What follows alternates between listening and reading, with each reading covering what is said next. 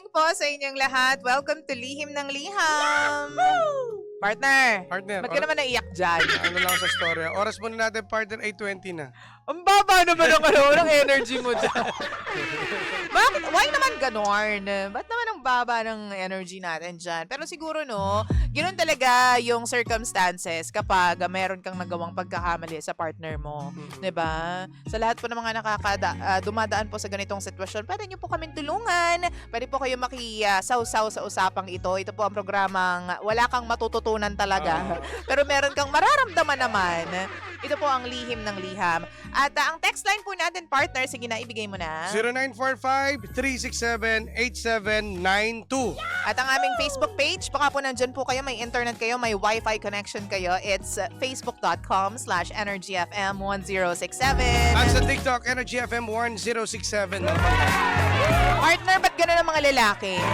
Kapag kayo yung nagkakamali, hindi naman sinasabing okay lang, pero madali namin kayo napapatawad. Pero pag yung babae na nagkamali, parang sagad naman sa buto yung galit ninyo. Yung napaka-unfair, no? Ako, Unfair naiintindihan ko yan. talaga. Kaya ang reaction ko dito ay naiyak ako sa story ng ating letter sender, no? Diba? Bakit ganon? Sige, explain yourself on behalf of all the men out there. Una sa lahat, ano ba sila?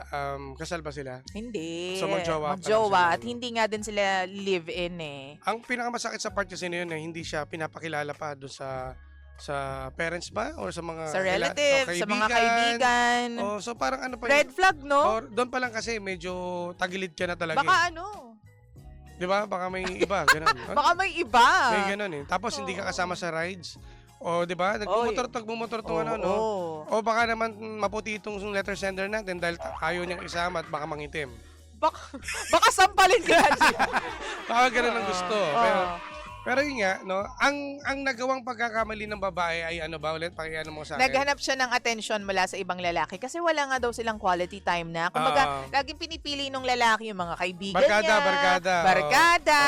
Pero sa kanya, walang time. So, ang ginawa nito nung ating letter sender na babae, naghanap siya ng someone to lean on. Yes. Mapagsabihan ng mga sama ng loob. At anong nangyari? Naging sila? Siguro kasi nagkamali siya eh. Naghanap ng atensyon mula sa ibang lalaki. So, I guess yun na yun. Diba? Nagkaroon siya ng iba. Kalaro. Yun tawag natin, partner. Yung kalaro. Ano na? Baybahayan? Yes.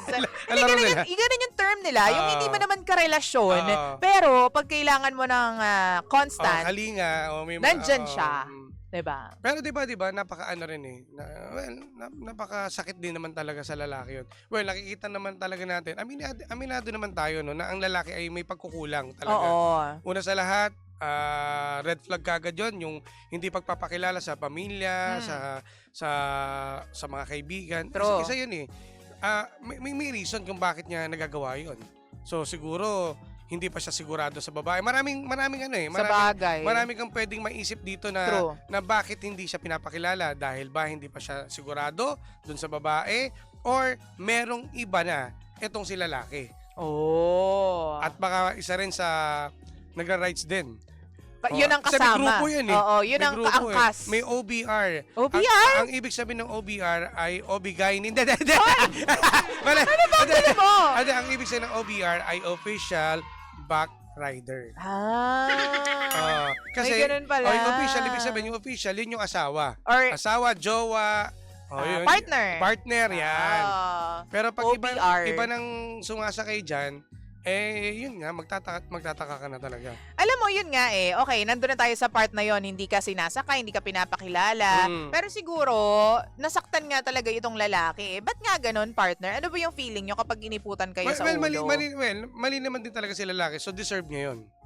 Oh, in fairness. Deserve ng lalaki yun. Kasi diba, napaka-loyal naman ng babae. Wala namang ginagawang masama. Pero, ang gusto lang naman niya ay yung time. Oo. Na bilang magkarelasyon, lagi siyang isasama. Dapat, di ba yun naman kayo mga babae? Alam mo, naintindihan niya yan eh. Oo, Diyos ko, napaka-low maintenance natin. Ewan ko na lang sa mga ibang kababaihan o sa may mga jowa, no, ng mga babae na yan, na alimbawa, kapag ang mga lalaki o yung jowa yung lalaki na niayaya kayo, sumama kayo. Diba? Para kasi makilala nyo rin yung mga kaibigan. Ay, totoo. At mga jowa rin na mga kaibigan niya. Oo. Pero baka mamaya, hindi ka sumasama kasi pwede rin na hindi niya trip gano'n kasi gusto niya bahay lang gano'n. Dapat minsan pagbibigyan niyo rin kasi para makilala at malaman din nila na may jowa pala itong si lalaki. At saka makibanding ka sa friends niya. Diba? Kasi number one dyan, ikaw pag-uusapan. Oo, totoo. Tatanungin, bakit sa tuwing may kita-kita tayo or meron tayong rides, ba't di sumasama yung jowa mo? Baka, ayaw ba nila kami? Baka kasi diba, may mataray yung jowa mo, ganyan. Hindi ba kami gusto niyang kasama? Mas ano ba hindi ba siya feeling at home sa amin, 'di ba? Or ayaw niyo ba kami makabanding? Madaming tanong eh. Oo. So ngayon ano nangyayari? 'Di ba? Nagkakaroon ng ano to si lalaki na ewan ko ba doon. So maghahanap ng iba. Grabe naman. Ang ending ganun eh. Kung ako naman yon, dapat makipaghiwalay muna kung ganun din lang. Huwag naman maghahanap ng iba agad. Kaya nga tama ka doon. Well, speaking of maghiwalay, ngayon kapag hindi na masaya sa isang relasyon, maghiwalay na lang. Totoo. Yun lang naman sagot nun eh. Kung ikaw girl, ikaw letter sender, eto makinig ka, kapag alam mo sa sarili mo na talagang ikaw ay hindi, thank you for the solo frame. For the frame, no? Develop. Pero eto mga seryoso to. Hindi naman tayo tangi. Nararamdaman at mafe-feel nyo naman talaga na kapag kayo minsan hindi naman minsan, madalas na talaga na hindi sinasama, there's something wrong. Oo. Meron talaga pagkakamali itong lalaki na, teka lang, baka may ginagawa tong anomalya. True. So, ngayon, kung hindi niya maamin sa'yo at ilang beses na, ilang buwan na, taon na nangyayari na never ka pa pinakalala sa pamilya, mag-isip-isip ka rin. Huwag kang tanga.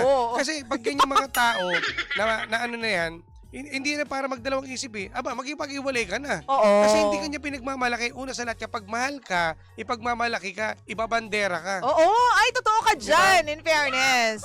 Ako naman, no, kung halimbawa nangyari na ang lahat, partner, no, sa mga may jowa dyan, tapos guilty kayo dahil meron kayo nagawang mali. Tapos alam nyo na naka-apekto yun sa relasyon ninyo. Kung alam ninyo na mahihirapan na kayo na bawiin pa yung inyong dignidad dahil sa nagawa ninyong kasalanan, partner, kung ako sa'yo, iwan mo na yung relasyon. Bumitaw ka na. Lalo na kung ganun yun kagrabe, like meron kang iba, nagkaroon ka ng iba, may nangyari sa inyo, 'di ba? Nagtaksil ka sa jowa mo. Tsaka ilang beses bumitaw ka na. Kasi partner, mapapatawad ka pero nandyan pa rin yung multo ng nagawa mo. Andun pa rin yung pain. Aminado, tao tayo, may nararamdaman tayo. So, ilang beses na ba nangyari sa kanya to? Ilang beses na wala namang nasabi, partner Pero 'di ba, ang nabanggit niya, maraming beses siyang niloko ng jowa niya. 'Di ba? Doon pa lang mag-isip-isip ka na, kailangan pa ba bang ituloy? Kailangan pa bang magpakatanga ka at mag-stay diyan para lang sa ganyang sitwasyon? Hindi. Sino bang babae? 'Di ba? Everybody deserves to be happy. Ang taray mo to. 'Di ba? Lalo na yung mga kababaihan na dapat natin Ngayon, hindi natin masasabi, no, bawat magkarelasyon, iba-ibang yugto, iba-ibang storya. Kapag ang tao, 'di ba sabi nga nila, no, kasal man kayo o hindi, darating sa punto na true. Merong pagkakataon na talagang hindi mo na kaya eh. Susubukin talaga. Susubukin ka, pero pag hindi mo na kaya, choice mo yan eh. Bumitaw ka na. Decision mo yan. Siguro sa ibang pamamaraan na kayo ay maging magkaibigan na lang. True. May ganun part. Kaya ayokong sabihin sa'yo na maghiwalay ka. Ikaw mismo ang magsasabi at magdidesisyon. Diba? Ikaw. Oo. Ako, partner, ang take ko naman dyan is that, halimbawa nagkasala ka nga, tapos nagkapatawaran kayong dalawa, tandaan mo na wala sa iyo yung desisyon kung kailan ka titigil, wala sa iyo yung desisyon kung kailan mo sabihin na, uy, mag-move on ka na naman, maging okay ka na naman, ang tagal na, 2 taon na yung nangyari sa atin, tapos hindi ka pa rin, lagi mo pa rin sinusumbat sa akin yung nangyari. It's not your call to do, di ba? It's not your call to tell. Kasi nga, ikaw yung nagkasala eh. So, lahat dapat papabor doon sa nagawan mo ng mali. Kasi siya yung niloko mo. Siya yung mag-heal, siya yung nasaktan, hindi ikaw. So, kung kailan siya maka-move on, call niya yun. Diba? Hindi ikaw, kasi ikaw yung nangaliwa. Ikaw yung nanloko. At saka, if ever gano'n nangyari, di ba, ikaw, kumbaga, nagloko ka. So, alam mo, sa pagkakamali mo ang sagot. True. Ganun lang yun. Alam mo yan. In denial lang yung karamihan sa atin, di ba? Yung iba kasi nagpapakatanga pero sa totoo lang, no, wala tayong magagawa kung talagang hindi kayo tanggapin natin ang reality. Oo. Ang realidad. At saka partner, wala talaga, wala. Diba? Yun nga, speaking of wala talaga, alam mo naman, ikaw na rin nagsabi na may rason kung ba't mo nagawa yun. So, feeling ko, that relationship is really bound to, break. Oo, yun eh. matter of timing lang, matter of time lang. Kasi, alam mo una pa lang meron ng problema. Kasi hindi mo yun masolusyonan. Tapos ikaw din, nakagawa ka rin ng another problema. Ang tawag, alam mo ang tawag doon, partner? Ano? Paghihiganti. True, diba? Paghihiganti. So, feeling ko, hindi talaga meant to last yung relationship ninyo. No? Feeling ko lang naman. Kasi hindi natin alam kung ano bang susunod dyan. Nakagawa ka ng pagkakamali, pinatawad ka, tas ayaw kang bigyan ng chance, ayaw baguhin, di ba? Kumbaga, hindi alam kung paano mag-move on yung lalaki. So, mamaya baka kapag naburyong ka dahil paulit-ulit na lang, makagawa ka na naman ng pagkakamali. Ano na to partner? Tuloy-tuloy na. True. Tuloy-tuloy na. Nagawa mo yan, di ba? So, wag mo na patagalin. Siguro, kailangan nyo na maging malaya sa isa't isa. True. Kailangan mo na magdesisyon talaga. Mag-usap na kayo. Para wag mo na patagalin kasi wala lang din paikot-ikot lang din. Maayos, tapos babalik na naman. Diba? Huwag nyo na lokohin, sayang yung time. Oo. You know, importante yan. Sabi dito, mahal mo pero niloko mo. Bobo ka ba? Grabe naman. Contradicting kasi yung yung kwento mo. Pag sinimulan mo ng mali, kapalit niyan, mali din. Wala nang umor sa'yo yung boyfriend mo. Syempre, napakasimple lang yan. Walang lalaking gustong maging second choice lang siya ng isang babae. At ganoon din naman sa mga babae. If meron man, mga desperado na yun, no? Oo, totoo. Ikaw, partner, meron ka dyan? Ito ang, basahin na natin, partner. Dito na pala. Okay. Sabi naman dito muna, siguro itigil mo na yung relasyon nyo. Nagkamali ka pero tama na yung pagdurusa bawat araw na dumaan.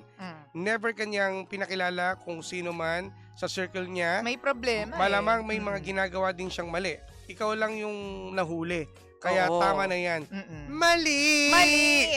Diba? Sabi dito ni She, good morning po. Hi, ate girl. Kung hindi ka na sana masaya at hindi mo na maramdaman talaga na yung pagmamahal ng karelasyon mo at hindi ka maipakilala, mag-isip ka na, makipaghiwalay ka na, kaysa dumating pa sa punto na magkamali ka at magkasala ka pa sa kanya. Correct. Ang lalaki, pag silang nagkamali, parang wala lang sa kanila. Pero pag babae ang nagkamali, matagal ang suffering. Kahit sabihin mo na pinatawad ka na, araw-araw mararamdaman mo yung ganti nila. Kaya hindi madali. Nasa iyo pa rin yan kung hihiwalay ka o magpapatuloy ka. Yun. It's your decision pa rin talaga. Diba? Yun. And sino pa yung mga nag-comment Eto, sa atin dito? Sabi naman nito ni Ate Girl, itigil mo na yung relasyon kasi para saan pa kung ipagpapatuloy mo pa, 'di ba? Oo. Sabi yan ni Kagas Emery. Oo. So, yun, para sa amin yun nilang ni Jim. Para sa akin, kausapin mo na kasi magpapatuloy lang yan. Para kay Jim naman, ganun din, mag-uusap na kayo. Huwag nyo na patagalin. Yun na patagalin. Napakasimple lang ang solution dyan. Kasi, for all we know, baka mamaya yung mga tamang tao na para sa inyo, nandyan lang sa paligid. Diba? At, tsaka ako, partner, kasi naniniwala ako na may mga bagay na talagang nakaplano na. Alam mo yun, nandyan na, nakalay na lahat ng cards. Tapos talaga mangyayari sila sa ayaw at sa gusto mo. Tsaka una sa lahat, yung tao, yung lalaki na yan na kinausap mo o naging sumbungan mo, takbuhan mo, baka siya yung the one. Kasi hindi siya natin yung alam, nakikinig diba? sa'yo. Depende, pwede diba? mangyari. Baka siya yung makinig sa'yo at handang ipagpatuloy ang mga naudlot nung relasyon sa iba. Malay natin, nagsimula sa pagkakamali. Yun pala yung hindi natin masabi. Baka naman mamaya, yun na yung maging tama. Correct. Kasi diba? yung dating mali, ngayon tama. O, diba?